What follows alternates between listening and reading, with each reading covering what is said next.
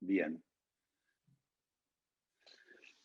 Bueno, y a partir de ahora sí les puedo decir bienvenidos al futuro. Se habla mucho del futuro, ¿no? Entonces uno a veces no sabe si cuando la gente habla del futuro nos está diciendo la verdad, porque ¿quién conoce el futuro? Pero elegimos para hoy un título sugestivo que dice, el mañana es hoy, y son los ingenieros de la vida. ¿Y por qué nos atrevemos a decir esto que puede sonar un poco veleidoso, un poco petulante? Porque sabemos que mucho de lo que hoy se está haciendo va a impactar en el futuro no muy lejano.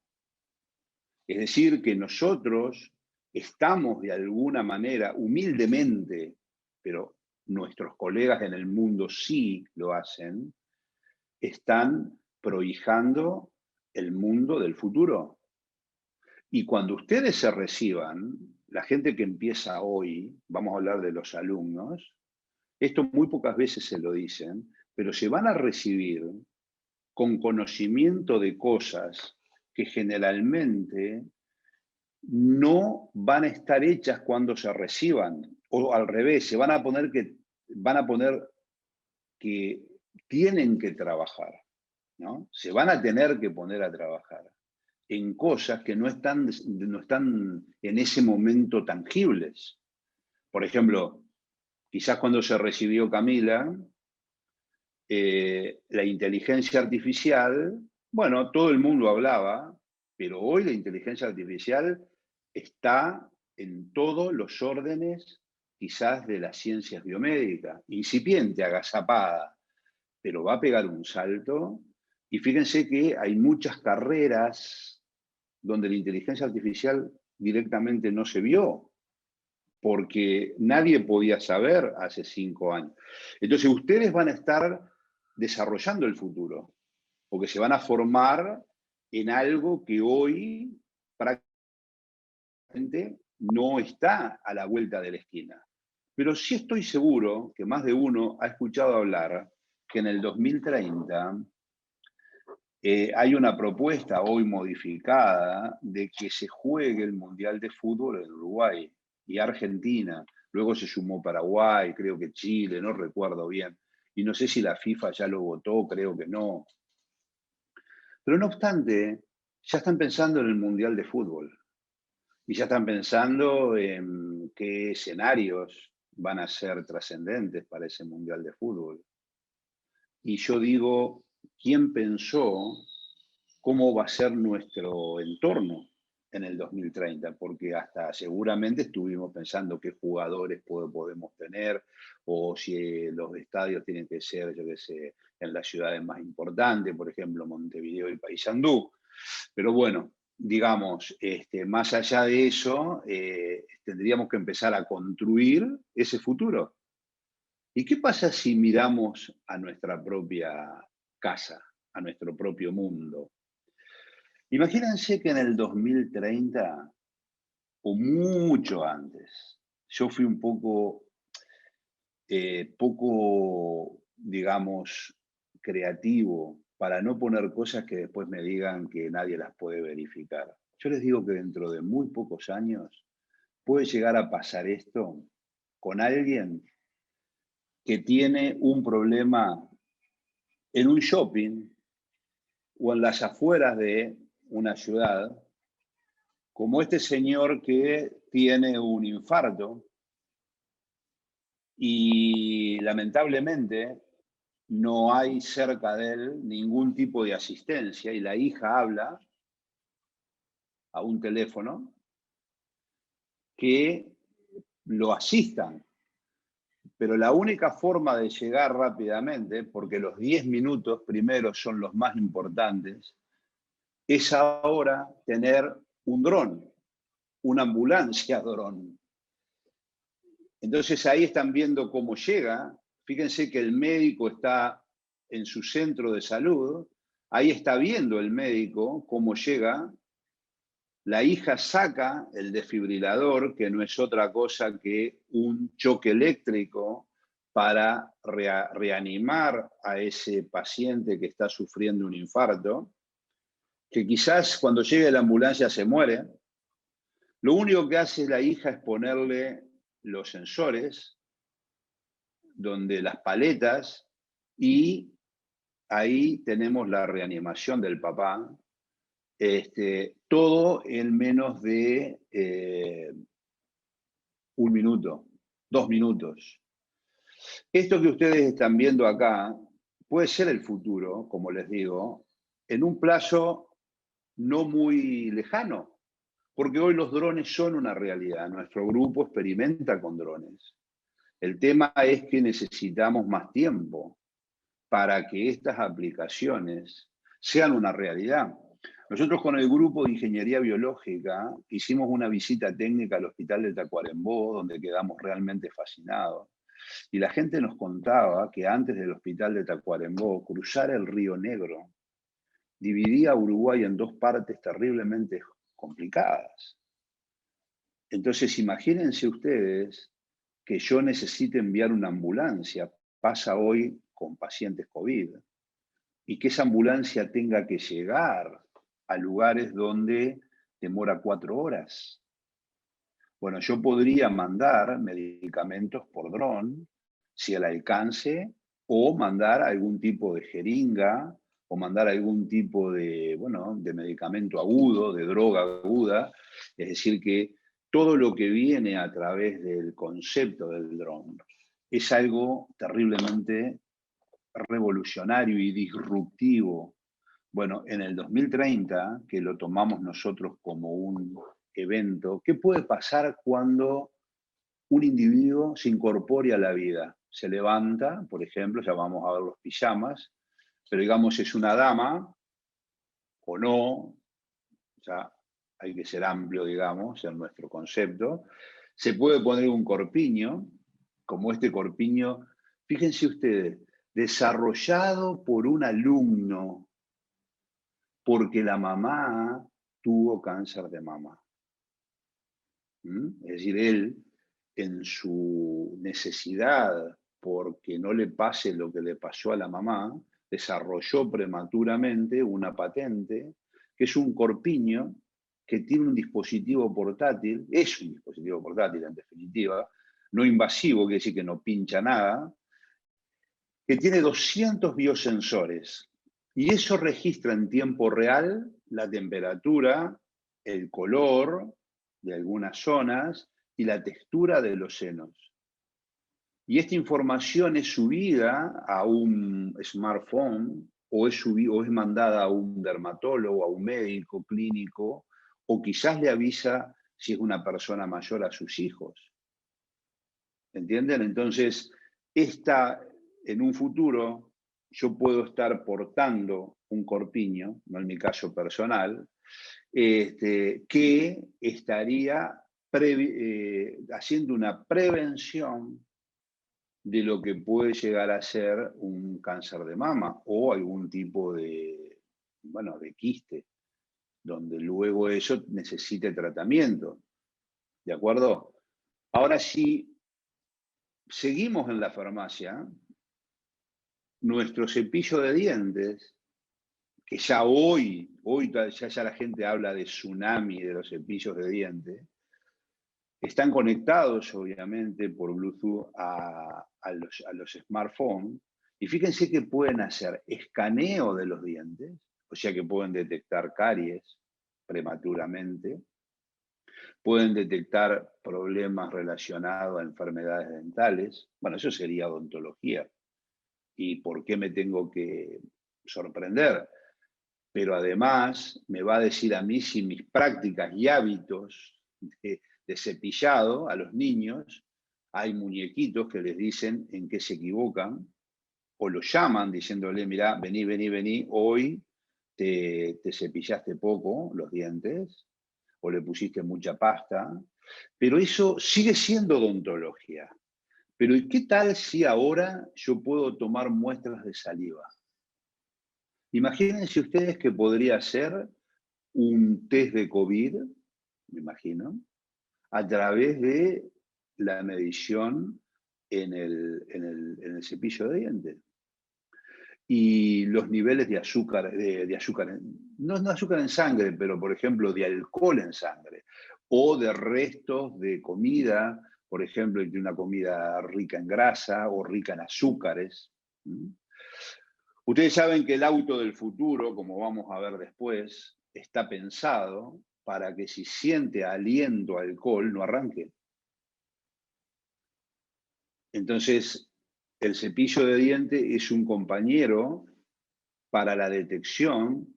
Hay muchas patologías que están en la saliva, que se pueden detectar en la saliva. Pero, ¿qué otra cosa hoy se hace que ya se sabe, pero que lamentablemente no es un hecho comercial? Estas nanopartículas que ustedes pueden ver aquí, ahí, se pueden llegar a usar en tatuajes con nanopartículas, que son biosensores, que cambian de color indicando los niveles de glucosa. Entonces, para un joven que no es lindo estar pinchándose, él puede tener en su tatuaje un monitoreo para un joven diabético o alguien que tenga resistencia a la insulina, por ejemplo. Entonces, ¿cómo lo que yo hago todos los días se va a transformar en una técnica de monitoreo y seguimiento? Esto tiene mucho que ver con el advenimiento de una técnica que se denomina Internet de las Cosas. El Internet de las Cosas permite conectar cepillos de dientes, camisetas, por ejemplo. Vean esto que también hoy ya se vende. Esto es de la marca Owlet, pero está mal que se los diga porque hay cientos de más que permiten medir parámetros del bebé. Y me consta que en muchos lugares, sobre todo en Japón, me contó un amigo, que se regala, por ejemplo, en fiesta o en nacimiento, baby shower, lo que sea, donde hay que engalanar a la madre. Generalmente se le regala esto, y fíjense que se pone en el piecito del bebé, hay varios, ¿no? Pero se pone en el pie del bebé, acá están viendo, y permite que yo mida la temperatura de la piel, la calidad del sueño. Usted sabe la cantidad de muertes súbitas. Yo tengo un amigo, por ejemplo, que su bebé falleció en ese momento bueno, durmiendo. Hubo muchos cambios hoy en todo lo que es la pediatría, pero de cómo poner al bebé, si que boca abajo, boca arriba. Bueno, esto monitorea el sueño y lo manda a un panel de control. O sea que los papás pueden estar en planta baja si el niño está arriba, como pasa hoy, que se le pone una especie de camarita, todo esto, pero esto es vestible, se lava. Entonces es muy importante. Bueno, y en el otro extremo, digamos, tenemos los bebés y otra gente que necesita mucha ayuda, son los adultos mayores. Bueno, esta es otra empresa que no quise poner la marca, pero que hoy es una realidad en varios lados. Ahora vamos a ver un video, que es un pijama de estilo clásico, que tiene, obviamente, como un look de abuelo, ¿no? Acá lo están viendo. Y son dos piezas sueltas, le digo, para que no se imaginen que es una especie de armadura, y es tela común. Y lo que permite es monitorear diferentes cosas. Por ejemplo, si el abuelo se cae, si el abuelo no se levantó de la cama, si el abuelo sale a caminar, cuántos kilómetros hizo. Nosotros acá en Uruguay no estamos perdiendo el tiempo. Por ejemplo, un doctor ya de la Facultad de Ingeniería bajo mi tutela y la del doctor Silveira, desarrolló una camiseta inteligente que apunta a esto para medir no solamente estos parámetros que miden, que es respiración, digamos, trayectoria, temperatura. Imagínense ustedes la importancia de la temperatura hoy en día. Uno puede monitorear la temperatura a distancia con este tipo de sistema. Pero nosotros fuimos mucho más lejos. Queremos medir presión arterial, esa cosa tan importante ligada a la hipertensión que mata a tanta gente. Nosotros queremos que eso esté en una camiseta y la idea es que esa camiseta nos permita en abuelos y en personas mayores poner la camiseta y tener una información de toda la noche, o que podamos caminar, por ejemplo, a la mañana y poder sacar qué es lo que ocurre cuando el abuelo corre. Es decir, le sube la presión, no le hace bien, bueno, a lo largo de toda la vida, ¿no? Bueno, esto que van a ver acá, lo voy a pasar rápido, pero es interesante que lo vean. Es una, no me acuerdo en qué ciudad es. Este abuelo tiene puesto un pijama de estos inteligentes, se para del lugar donde está cómodamente sentado y se cae. Y sin mediar ningún tipo de acción, la hija recibe el llamado y se comunica con su padre. A ver si está bien, es decir, cómo fue su accidente, si hay que... Y lo puede mandar también a su médico de cabecera. ¿De acuerdo? También ve la posición, por ejemplo, de su padre, y por ejemplo, en este caso, vean, mide la actividad. El señor sale afuera a caminar y todo lo está registrando. Es decir, que me permite, bueno, y ahí se cambió el pijama, y lo único que hace, le cambia el aparatito, ven ahí, que hace la conexión para estar siempre conectado, y monitorea el sueño, monitorea la calidad, digamos, de la vida de ese individuo, y sobre todo si tiene enfermedades neurodegenerativas, y sobre todo las caídas, que ustedes saben que para un anciano, bueno, todo esto hoy es una proyección, pero se vende. Lo que yo quiero mostrarles es que para mí entender, estas y muchas cosas van a ser de uso común, como por ejemplo hoy un smartphone, un teléfono inteligente en nuestras vidas. Bueno, todas estas cosas van a estar incorporadas, no van a ser caras, no van a ser para gente sofisticada. Y por ejemplo, van a salvar muchas vidas. Los relojes inteligentes, que hoy pertenecen a una élite, algunos tenemos unos más, digamos, comunes, pero fíjense que este nuevo reloj de una empresa muy conocida, lo que hace es medir la fibrilación auricular, además de la bradicardia y la taquicardia. ¿Y por qué sirve esto? Porque la gente que tiene fibrilación auricular, y yo quizás no me di cuenta, tengo un gran riesgo de de tener un accidente cerebrovascular. Es decir, que esto, ahí lo tienen ustedes, dice en el reloj que no hay signos, pero esto lo puede ir directamente al médico, y lo que es increíble, se hizo un estudio en casi, no me acuerdo si eran 500 personas, y el 84% de aquellos que tuvieron notificaciones en el pulso tuvieron fibrilación auricular.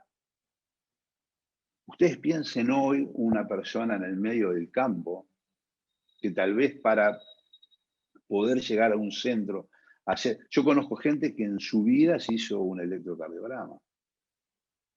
Bueno, es muy caro. Hoy la tecnología todavía está en ese estadio que, digamos, es para quizás gente adinerada, pero hoy, así como un celular lo tienen muchas personas, este tipo de sistemas va a ser de amplia utilidad. Pero todo es tecnología, todo es enfermedad, todo es prevención, todo es, cuídense, como hay no recuerdo bien quién es un conde muy famoso, creo que es Rochefoucauld, que decía que la salud es comer lo que no te gusta, beber lo que no te gusta y hacer lo que no te gusta, ¿no? Es decir, todo suena como que el mundo bueno, voy a tener un monitoreo, por ejemplo, hoy existe la salud inteligente y está midiendo los gustos de las personas como para hacer dietas personalizadas. Yo lo voy a contar más adelante, pero para que ustedes entiendan, nuestra carrera, yo todavía no hablé de este tema concretamente, pero hoy en día todo el mundo piensa en la medicina. Sin embargo, un ingeniero biológico trata la vida en un amplio sentido. Y las plantas tienen vida.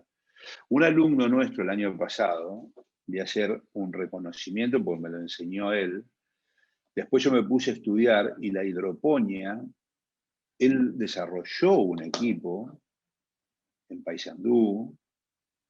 Hoy se piensa que va a salvar la vida de muchas personas que van a morir de hambre, porque la hidroponía es como cultivar sin suelo. Es con agua, ¿entienden? Entonces se usan estos sistemas que quizás, a ver si me ven acá, estos, donde yo los voy alimentando con agua y puedo hacer cultivos de alguna manera. Acá hay un brócoli, por ejemplo, miren lo que es el brócoli. Cultivos sanos, orgánicos, en el garage de mi casa. Y hoy todo esto que ustedes están viendo en el mundo, esto por ejemplo, todo es a nivel de el desarrollo de la hidroponía a gran escala. Y se piensa, creo que para ahora estamos en 7.700 millones, un poco más, digamos, pero para el 2030, que es donde fijamos nuestra meta, vamos a pasar los 8.000 millones de personas. Y hoy el suelo en muchos países no da para más. Esto puede ampliar el consumo, es decir, que pensemos, un ingeniero biológico puede trabajar en técnicas que ayuden a desarrollar nuevos alimentos. Hoy lo que ustedes saben de la carne artificial es un hecho, y la carne artificial es sintética.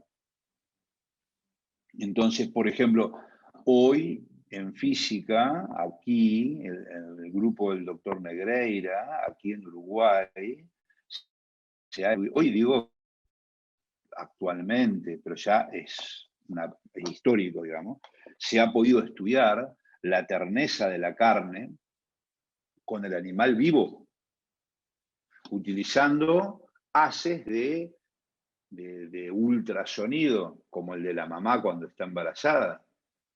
Y se puede saber si esa vaca es tierna y venderse a un precio 100 veces más alto que una vaca que tiene, digamos, la carne dura. Bueno, eso también es ingeniería biológica, porque ingeniería biológica en definitiva, y esto es interesante, porque yo lo que he visto en muchas partes del mundo, que la gente no sabe qué es lo que hace un ingeniero biológico, biomédico, un bioingeniero. Es decir, yo digo, un ingeniero civil hace puentes, carreteras. Un ingeniero químico, bueno, hace, yo qué sé, productos que puedan estar relacionados o a la química farmacéutica, o puede trabajar con enzimas, levadura. Pero, ¿qué hace un ingeniero en computación? Es una obviedad. Todo el mundo lo sabe, un ingeniero electrónico un poquito más. Pero un ingeniero biológico, bueno, puede trabajar en la parte médica, puede trabajar en biomateriales, como en el caso del hilo de araña, que va a ser un material en un futuro que se puede usar sintetizado hasta para prevenir choques aéreos en aterrizaje forzoso, por ejemplo. O se puede usar para suturar en neurocirugía. O puede trabajar en la hidroponía, o puede trabajar en cultivos a nivel de agroindustrias, o puede trabajar también en lo que es la parte de cosmética. ¿Entiendes? O sea, es realmente esa persona tan versátil que construye su carrera, y como Camila, como les dije hoy, puede empezar a trabajar en la bioinformática, en el diseño de medicamentos paciente específico. Ustedes saben que esa es la gran revolución del mundo. Hasta el momento, yo no quise entrar en eso porque es una charla para especialistas, pero ustedes piensen que tenemos medicamentos talla única. Nuestra medicina es talla única. Talle único sería, ¿no? Por ejemplo, yo voy a comprar una aspirina, no puedo comprar una aspirina para mí. Me tomo la misma aspirina que le dan a un tipo que quizás tiene yo qué sé, un dolor muy jodido por una cefalea u otro que tenga un problema, yo qué sé, de una tendinitis. A lo sumo hay, bueno, sí, un relajante, pero el relajante es igual para todos. Y ni que hablar de lo que es una quimioterapia. Entonces, hoy el mundo está migrando a una medicina que es la medicina paciente específico. Y nosotros tenemos mucho que ver, porque el corazón de la medicina paciente específico es, en definitiva, la inteligencia artificial. Aquello que va a tomar todos los datos habidos y por haber y va a lograr, por ejemplo, que sea lo mejor para ese paciente. Lo mismo el riesgo que me haga una cirugía de apendicitis y me muera. Bueno, tienen que poner todos los tipos que tienen sobrepeso, son hipertensos, esto, y decir, bueno, a este tipo si lo opero tengo que tener más cuidado que a este otro, porque no es talle único. Bueno, ese es el mundo que nos espera. Esto lo sabe muy poca gente y es bueno que lo sepan. Las dos o tres cosas que vienen acá tienen mucho que ver con un futuro que poca gente se lo imagina. El bioterrorismo, que parte de los hackers, que tienen que ver con el ciberterrorismo, pero también con un montón de cosas que están relacionadas con el ataque por diferentes medios que generalmente son biológicos. No usan una escopeta, no usan un rifle, sino que pueden tirar virus. Bueno, no lo quiero decir, pero imagínense que ya está demostrado lo que puede hacer un virus en un planeta. ¿Entiendes? O sea que quizás es mucho más peligroso que las guerras. Bueno, como lo van a ver en un ratito, el bioterrorismo es una de las especialidades más buscadas. Ciberbioterrorismo. Está en quinto lugar en la salida laboral. Hoy, ¿dónde se estudia bioterrorismo? Bueno, muchas de las cosas que hacemos nosotros van a servir. Por ejemplo, cuando se ve CSI New York, CSI Miami, yo he recibido un montón de gente que dice dónde se estudia policía científica.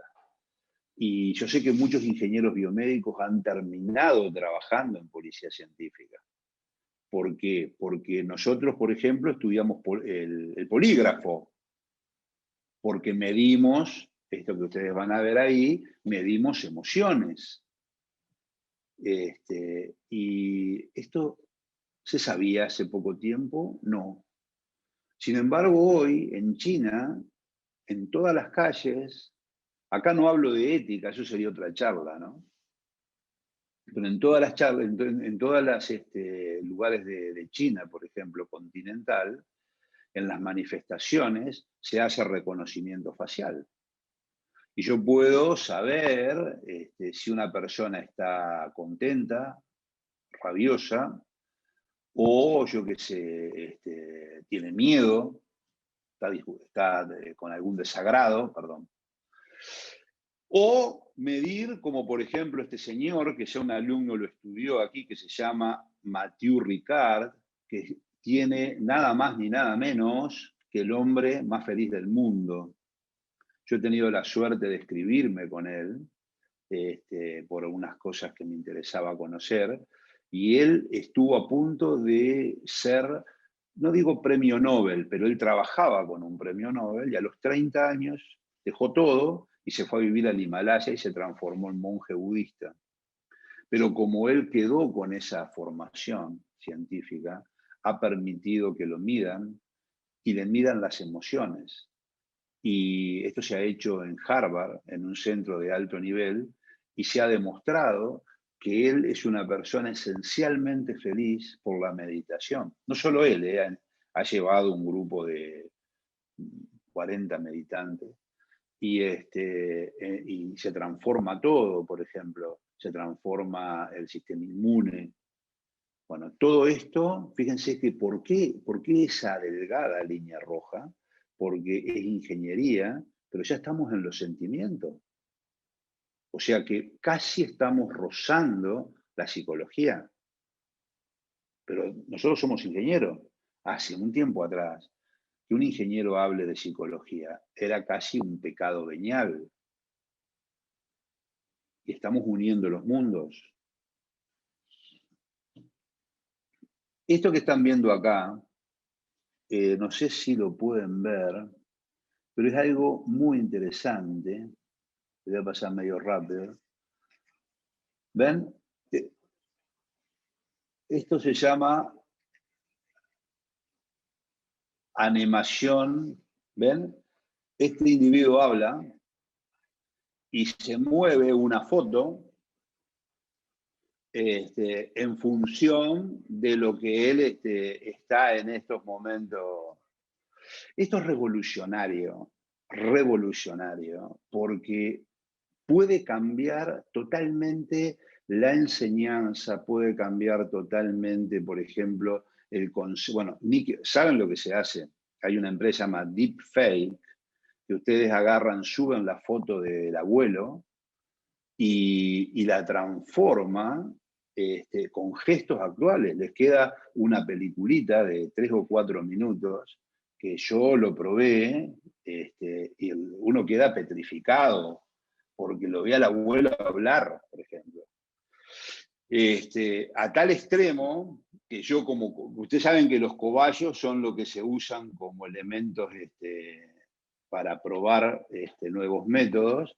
Bueno, yo les quiero mostrar que para no ser menos, a ver si les puedo mostrar acá, me probé a mí mismo con este tipo de técnica,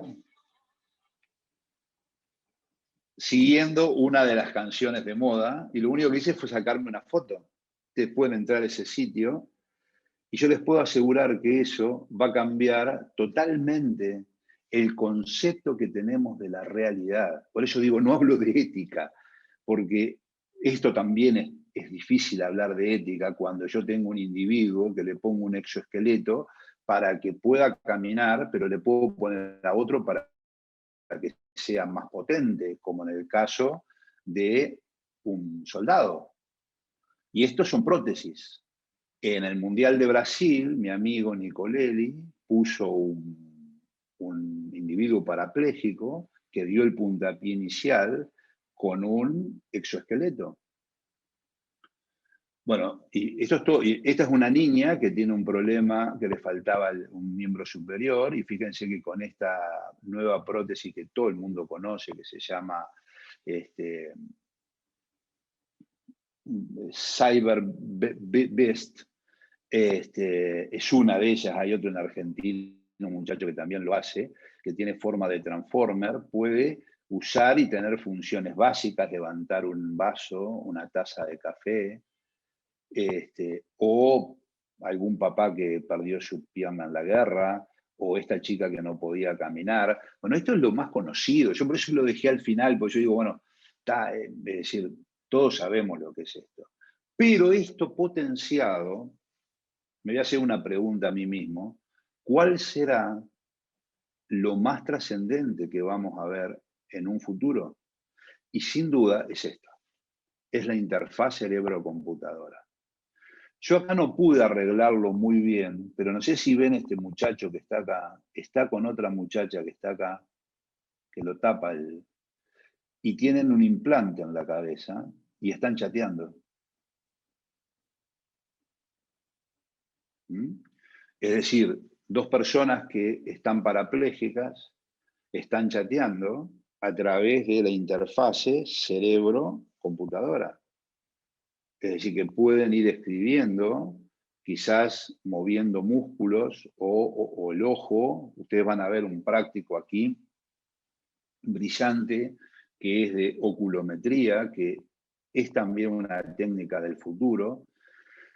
Y yo le había mostrado un video futurista, en realidad es solamente, lo voy a pasar rápido, pero si se ve y se escucha va a ser, en realidad está en inglés, ¿no? Pero es el mundo,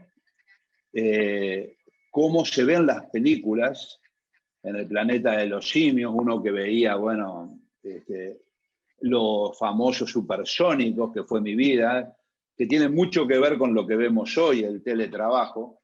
Pero acá habla del mundo en el 2118, mentira. Está hablando mucho antes. Y fíjense ustedes a qué se dedican ellos. A poner electrodos en la cabeza, ¿ven? Y punzar zonas del cerebro y luego con eso mover las prótesis. Vean, miren ahí cómo se ve. Nosotros tenemos para demostración, miren, cómo puedo mimificar lo que pasa en mi mano, pero ahora ya lo puedo hacer a través de el movimiento del cerebro, a través del cerebro. Es decir, que si me faltan mis miembros, por ejemplo, acá hay gente que camina con el exoesqueleto. Aquí está metido también, para que ustedes vean, está metido Elon Musk, y es el futuro. Sin duda, nosotros vamos a estar conectados a un mundo a través de la interfase cerebro-computadora. No va a tener que mediar tantos nuestros miembros y va a aparecer toda una dimensión para aquellas personas discapacitadas que hoy no la tienen. No solo para eso, obviamente, lo cual eso va a traer toda una discusión ética. Y para no quedarme solamente con aplicaciones, le quería mostrar lo que pasó en el famoso Wuhan, que es este hospital que se llamó Montaña del Dios Fuego, que se construyó en 10 días. Y empezó el 23 de enero y se terminó el 3 de febrero. Y ustedes miren lo que es el hospital, lo ven aquí abajo. Y esto cambia totalmente el concepto de hospital.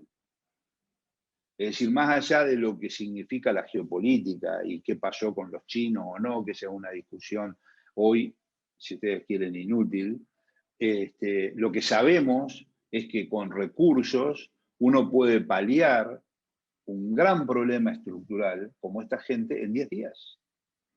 Es decir, teniendo los recursos, hoy, imagínense que cada cama, yo no quise ponerles más esta información, pero cada cama está perfectamente con sus respiradores, con su tecnología de aire, de gases, toda la electricidad.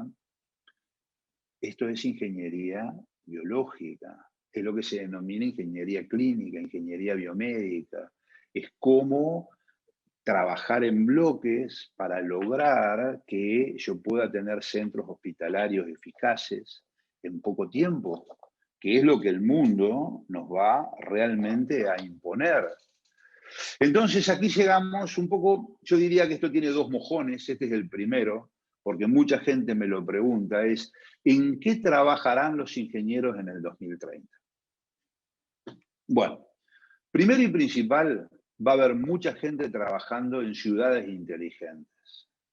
Por ejemplo, en India, país bastante complicado por su condición social y su cantidad enorme de personas y de pobres, ya hay 8 ciudades inteligentes. Yo tuve la suerte de ir conociéndolas. Y esto involucra todo. ¿Por qué? Porque tiene los tipos que hacen civil, mucho de informática, o sea, todo lo que es inteligencia artificial, por ejemplo, dicen que obviamente acá va a pasar el tema de los autos inteligentes, por dónde se van a mover, cómo se van a mover, entonces ahí están las autopistas inteligentes. Entonces, digamos que el ranking número 1, en el cual nosotros podemos participar, porque en todo lo que hay vida estamos, ¿no? Ese es un tema no menor, porque tiene sus leyes. Por ejemplo, el segundo rubro no es ni más ni menos, yo les puse 6, hay un ranking de 10. El segundo rubro es la bioingeniería y la biotecnología. porque el tema es que va a imprimirse cambios enormes en el sector de la salud. Todo lo que venimos hablando. Entonces, si yo tengo que elegir una profesión que pida recursos humanos, el segundo lugar es la bioingeniería. ¿Y qué es la biotecnología? Es justamente fabricar productos como, por ejemplo, bueno, vasos artificiales, ahora les voy a mostrar algo de eso, como por ejemplo, yo qué sé, cultivos resistentes, otra cosa. Quizás la hidroponía es parte de la biotecnología también. Es decir, que ya tenemos dos cosas en las cuales nosotros podemos tener nuestros ingenieros, bueno, ingeniero y diseño industrial, obviamente va a haber cambios, por ejemplo, en todo lo que es productos sustentables y biodegradables, otra vez vida, otra vez podemos decir que nosotros perfectamente podemos llegar a estar presente o trabajar en grupos. Bueno, robótica y automatización, la mecatrónica, ni que hablar, yo hablé muy poco de robótica, pero hoy se están haciendo robots, por ejemplo, para poder contener a gente en los asilos de ancianos. Son robots con forma de, por ejemplo, yo qué sé, una foca, y la gente, y hay otros que no. Yo no quise abundar en eso porque es lo más conocido, que esos robotitos se hacen querer por los ancianos y les dicen, tomá la pastilla a tal hora, tenés que tomar un té, y lo ven como un nieto, no a la foca, ¿no? A los robots chiquitos. Entonces, en la robótica y la mecatrónica tenemos mucho que hacer. Después en esto, nuestra carrera especialmente está muy metida en la ingeniería de datos y la inteligencia artificial. Ya les mostré, no voy a abundar porque mi idea es que esto sea una visión panorámica y de ninguna manera un tratado para especialistas. Y acá miren lo que tengo. Especialistas en ciberbioseguridad. Nada más ni nada menos. Es decir, que ustedes saben que dicen que en los aeropuertos del futuro va a haber una pequeña cabina que va a hacer una resonancia magnética nuclear, que es el diagnóstico por imágenes, lo que nosotros manejamos, y que va a permitir saber si cuando al individuo le dicen, viene a trabajar a este país, el tipo diga, no vengo de paseo, o cuáles son sus intenciones, y detecta si, como un polígrafo, si está mintiendo o no. Bueno, todo eso hoy es bioseguridad. Y ni que hablar de la ciberseguridad. Yo tengo un equipo, un marcapasos puesto. Me lo pueden hackear. El pijama inteligente del pobre señor que se caía hoy lo pueden hackear y hacerlo bailar a las 3 de la mañana. Está muy cómodo en su cama y le ponen un rock pesado. Y o sea que hay que cuidarse de los ciberataques también en lo que hace a los sistemas vestibles. Ahora, lo que les voy a contar ahora no me va a llevar más de 5 minutos, quizás un poquito más, y ya vamos terminando. ¿Cuál es el gran problema del hombre actual? Hoy. Hasta ahora hablé del 2030, pero voy a hablar de algo que hoy no tiene solución, que es un tema que se llama, yo soy uno de los que más lo ha difundido, pero no soy el creador de este término, que es el hombre elástico. Fíjense por qué, porque desde los 30 años nuestras fibras elásticas no se renuevan. Entonces mi piel envejece y si yo le estiro, le cuesta volver, ¿está bien? Y si yo respiro, los pulmones, si fumo más, y si voy a orinar, la vejiga es elástica, las cuerdas vocales, fíjense, yo no tengo agua, me estoy quedando sin voz, se me secan, las enfermedades del corazón, todas pasan por el concepto de esa propiedad de la goma que yo la estiro y la suelto y vuelve a su lugar. Eso se llama elasticidad. Y la pérdida de elasticidad en los ojos, en la boca, en dar a luz la madre, en comer, orinar, correr, cantar, son todas cosas que parten de la elasticidad. Entonces, hoy, ¿cuál es el gran mandato que tienen los ingenieros biológicos? Es cómo saber que el cuerpo está envejeciendo y cómo repararlo. ¿Cómo se hace esto? Bueno, trabajando con biomateriales. En nuestra carrera, una de las especialidades va a recibir el nombre de BMB, que quiere decir biomecánica, biomateriales y modelos y biomateriales. ¿Por qué es importante? Pues los biomateriales están en todo, y los biomateriales intentan mimificar el material que yo perdí. Entonces, por ejemplo, si yo puedo hacer piel artificial, hoy hay piel que se logra con sensores. Y esos sensores miden temperatura, miden infección. Entonces, si yo puedo poner esa piel en un quemado, voy a tener un cambio. Y esa piel se puede poner por impresión 3D, aparte. Entonces, ahí tienen, por ejemplo, les puse 3 ejemplos. Miren, este de acá es un rulero biodegradable al cual se le están poniendo células vivas para hacer una arteria humana. De nuevo, eso se llama ingeniería de tejidos. Esto que está acá, lo ven aquí arriba, esto ahí, que se ve como una especie de perla rosada, es un hígado hecho por impresión 3D. Y esto que está acá abajo es lo que les decía ahora, que es la bioelectrónica, que yo tengo muchas ganas de comenzar con ese rubro aquí, que es desarrollar, por ejemplo, como curitas inteligentes, que bioquímicamente van midiendo qué está pasando en la herida y lo mandan a un smartphone.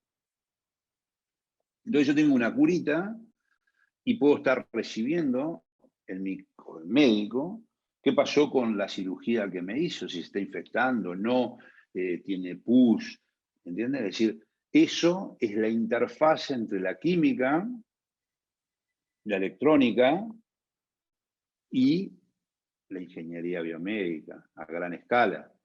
Las células madre. ¿Por qué es tan importante esto? Porque lo que queremos nosotros es que ese hombre elástico que le estoy diciendo se pueda recuperar. Entonces, no solamente que cambie su piel, pero poder hacerle un órgano a su medida. Y esto se puede lograr conservando células madre, que son esas células que después yo, digamos, multipropósito, que después las puedo orientar a lo que sea. Entonces yo puedo hacer un rulero que tiene la forma de una vejiga, lo recubro con células del propio individuo y le pongo una vejiga nueva. ¿Qué hace hoy un individuo que tiene cáncer de vejiga? Una vez que ya no puede hacer más nada, le ponen 2 uréteres plásticos y 2 bolsitas o una bolsita. Y orina ahí. Imagínense lo que es la vejiga artificial. Entonces, ¿a dónde apuntamos? Bueno, a que la gerontolescencia, que son esos individuos que hoy tienen 60 años y que cada vez van a ser más y que tienen plata en los países desarrollados y que juegan videojuegos y que les gusta el deporte, van a consumir más que los adolescentes. Pero son geronto adolescentes, van a andar en moto, porque la persona de 60 años no es vieja. Y eso es el envejecimiento saludable. A ver si ustedes me entienden lo que quiero decir y yo soy capaz de explicarme. Todos envejecemos, pero no todos envejecemos igual. Nosotros en esta parte del mundo envejecemos peor, muchos, que en otros. Ustedes ven mucha gente, por ejemplo, europea, que a los 70 y pico de años son jóvenes y tienen un programa que se llama envejecimiento saludable. ¿Por qué? Porque si yo evito que se le rompan las rodillas, evito las prótesis, evito gastos del sistema de salud, si no tengo que hacerle un cambio en una vejiga, pero si lo tengo que hacer, y ahí vamos llegando al punto final, tengo el trasplante. El trasplante es lo que está cambiando el mundo. Fíjense ustedes esto que está acá, que habla, por ejemplo, a ver si lo puedo ver. 85.000, bueno, esto es en un año, ¿no? Trasplantes de riñón, trasplante de hígado, trasplante de corazón, que es bastante común, trasplante de intestino delgado, trasplante de páncreas, trasplante de pulmón. Hay niños que le hacen trasplante de pulmón. Yo puedo hablarles de trasplante de esófago, porque el cirujano que trabajaba conmigo hacía trasplante de esófago. Y el punto máximo de esta historia es llegar al trasplante de cerebro. ¿Por qué? Ustedes aquí tienen esta diapo que intenta decirles qué es lo que pasa. Hay un profesor en la China que ya lleva 1.500, bueno, esto es el año pasado, ¿no? Más de 1.000 ratones trasplantados, lo tienen acá, ¿ven? Esta cabeza pertenece a otro ratón. ¿Mm? Y este es el donante y este es el recipiente, el receptor.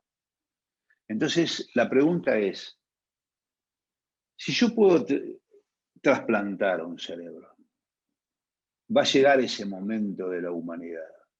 ¿Qué podría pasar? Reflexionemos. Bueno, podría pasar que si yo me estoy muriendo, yo podría poner mi cerebro en otro soporte, en un robot, y vivir muchos años más. Por ejemplo, se sabe que, o se dice que la única forma de salir de la Tierra en un problema y colonizar, un problema debido a la falta de alimentos, que ya lo vimos, y colonizar otros planetas, sería lograr el trasplante de cerebro, porque la clave es saber si cuando yo trasplanto un cerebro, como quien pasa un disco duro, se lleva la información. Es decir, cuando yo pongo un cerebro en la cabeza, en el cuerpo de otra persona, ¿conservo la memoria? Bueno, este interrogante es lo que el profesor Xiaoping, no me acuerdo el nombre de él, Ren, intenta demostrar. Esto tiene mucho que ver con la ingeniería biológica y la biotecnología, porque la idea es cómo nosotros podemos ayudar a crear sustitutos. El cerebro no, pero todos los otros órganos, en su gran mayoría, hasta la piel, como les digo, es factible de ser reemplazada. Entonces, como ven, o sea, es un mundo que estamos hablando de 10 años y que posiblemente me equivoque en muchas cosas. Posiblemente puede haber una guerra, puede haber una pandemia que nos liquida todo, pero en el desarrollo de la humanidad está pensado que el mundo que se avisora va a crecer exponencialmente en tecnología y nosotros como gente que trabaja con vida, pero con la tecnología, somos las personas quizás más funcionales a esta nueva época. Se me colgó esto. A ver.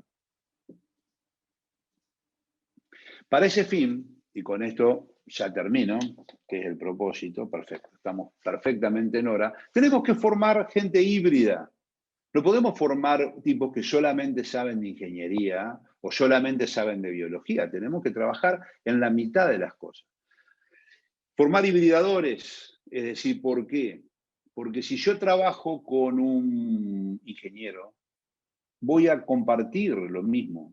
Pero yo trabajo con un químico, trabajo con una enfermera, trabajo con un médico, con un abogado, trabajo con un arquitecto. Nuestros conocimientos se multiplican y da lugar a lo que se llama la innovación. Nosotros somos individuos propensos a trabajar en la interfase del mundo. Por ejemplo, hay profesiones que muy rara vez se vean con otro tipo que sea distinto. Un ingeniero mecánico toda la vida trabaja con ingenieros mecánicos o equivalentes, ¿se entiende? Sin hablar mal de ingenieros mecánicos, que tienen mucho para dar. Entonces, en resumen, ¿a dónde apuntamos nuestro arco? En la medicina preventiva, en la medicina no invasiva, ya hoy la vimos, en las enfermedades urbanas, cada vez más enfermedades por las drogas, el alcohol, la transmisión sexual, las enfermedades cognitivas como el Alzheimer, por ejemplo, el gran costo de la atención médica, la medicina personalizada, todo esto ya lo hablé, ¿no? El envejecimiento saludable, pero además, en nuestra profesión, por ser bioingenieros o ingenieros biológicos únicos en Uruguay, podemos pensar en la bioenergía, podemos pensar en el cambio climático, podemos pensar en el concepto de agua y biología, en materiales que reemplazan los materiales del cuerpo humano, en lo que pasa con la biosfera, con la contaminación, el bioterrorismo, la bioremediación, agroindustrias, y esto es todo como resumen de lo que nos espera por lo menos el 2030. Muchas gracias.